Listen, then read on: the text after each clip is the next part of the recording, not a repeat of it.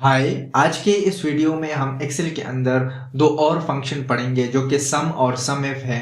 तो सबसे पहले हम इसके बारे में थोड़ा सा जान लेते हैं किस लिए यूज़ करते हैं, और दूसरा जो है हम इसकी सिंटैक्स के बारे में how we can use sum and sum if, उसका तरीक़ेकार, उसका मेथड, फिर उसके बाद जो है उस पे एग्जांपल कर लेते हैं। तो सबसे पहले हमारे पास है सम।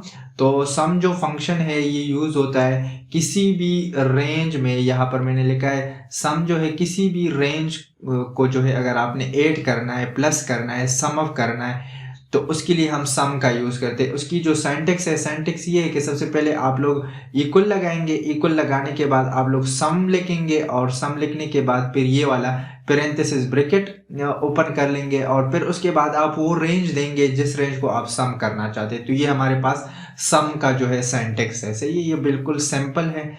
और फिर उसके बाद जो है हम सम इफ की तरफ आते हैं। तो सम इफ में हमारे पास क्या होता है, सम इफ जो है ये दो, अगर आप लोग देखें, कॉम्बिनेशन ऑफ टू वर्ड्स है, सम और इफ। तो सम इफ जो है एक्चुअली यूज होता है हमारे पास किसी भी रेंज को ये भी सम करता है, लेकिन अकॉर्डिंग टू कंडीशन। आप कंडीशन प्रोवाइड करते हैं और उसी कंडीशन के हिसाब से जो है वो वैल्यू को ऐड कर देता है, प्लस कर देता है। सही है। तो मैंने लिखा भी है कि ये फंक्शन जो है हम क्या करते हैं, इसमें जो नंबर्स हम देते हैं, रेंज हम देते हैं, तो उस रेंज में आप जो कंडीशन प्रोवाइड करते हो उसी कंडीशन के हिसाब से उसको प्लस कर देता है। सही है। इसकी सिंटैक्स क्या है, सबसे पहले हम इक्वल लगाएंगे, इक्वल लगाने के बाद हम सम इफ लिखेंगे, और सम इफ लिखने के बाद हम पैरेंथेसिस ब्रैकेट ओपन करेंगे, फिर वो रेंज देंगे जिसको हम सम ऑफ करना चाहते हैं, और उसके बाद जो है हम कंडीशन लगाएंगे, या क्राइटेरिया भी कहते हैं। तो कंडीशन जो है हम रेंज पे लगाते हैं कि इस वैल्यू को ओनली सम ऑफ करें। सही है। तो सबसे पहले हम एग्जाम्पल की तरफ आते हैं, एग्जाम्पल 1 की तरफ। तो यहाँ पर मेरे पास आप लोग देख रहे हैं कुछ डेटा है। इस डेटा के अंदर अगर आप लोग देखें तो हमारे पास कॉलम है। फर्स्ट वन कॉलम जो है हमारे पास पेशेंट आईडी है, फिर नेम है, फिर उसकी जेंडर है, फिर अपॉइंटमेंट विद, मतलब कि डॉक्टर ने उसको देखा, और फीस है। तो हमारा यहाँ पे काम क्या होगा, हमारा जो एक्चुअल हम जो फंक्शन लगा रहे हैं, तो उसमें हमारे पास यहाँ पर मैंने कुछ जो है वो बनाए हैं सेल, सेल में कुछ डेटा लिखा हुआ है। तो यहाँ पर सबसे पहले हम टोटल अमाउंट निकालेंगे कि हमारे पास कितने जो है पैसे आए हैं।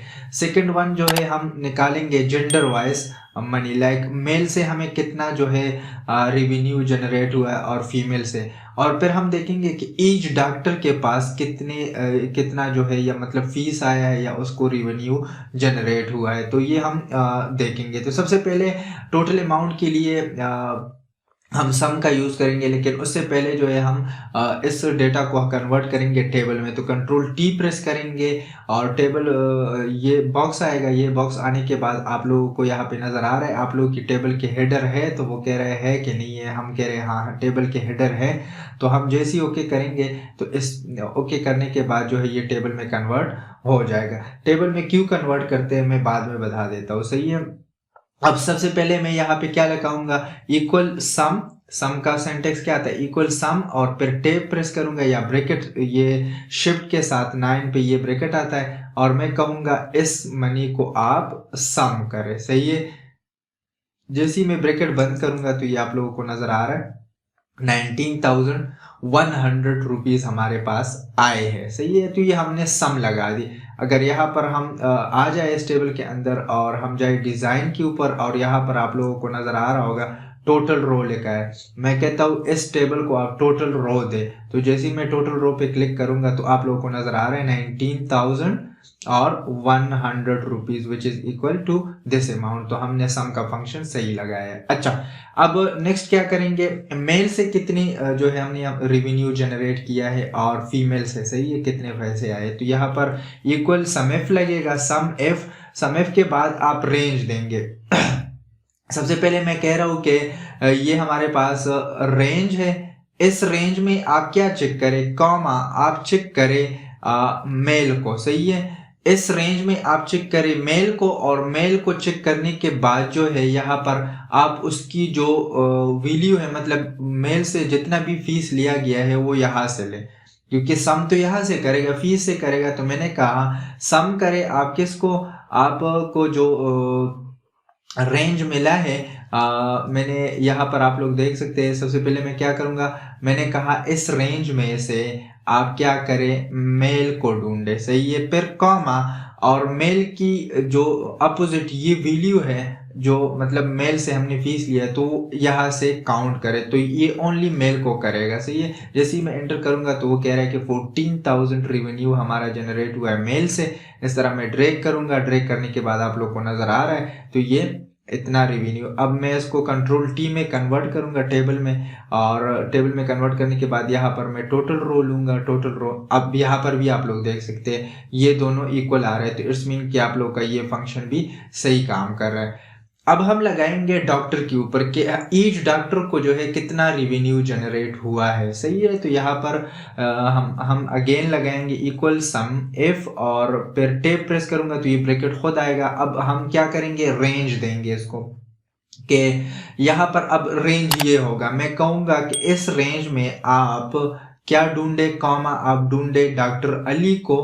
डॉक्टर अली पे मैंने क्लिक किया और फिर कॉमा मैंने कहा उसकी जो उसने जितना भी फीस चार्ज किया है वो यहाँ से सम ऑफ करे, मतलब फीस की कॉलम से आप इसको सम ऑफ करें। और जैसे ही मैं ब्रैकेट बंद करूंगा, एंटर करूंगा, तो ये आपको कह रहा है कि 6,000 जो है ये अली ने फीस लिया है डिफरेंट एम्प्लॉय से, और डबल क्लिक करूंगा तो ये ऑटोमेटिकली ड्रैग डाउन हो जाएगा, सही है। अब इसको अगेन आप लोग टेबल में कन्वर्ट करें, टेबल में जैसे ही आप लोग कन्वर्ट करेंगे तो यहाँ पर control T and then okay, और ओके करने के बाद यहाँ पर टोटल रो लें, और टोटल रो ये देके आप लोग के पास।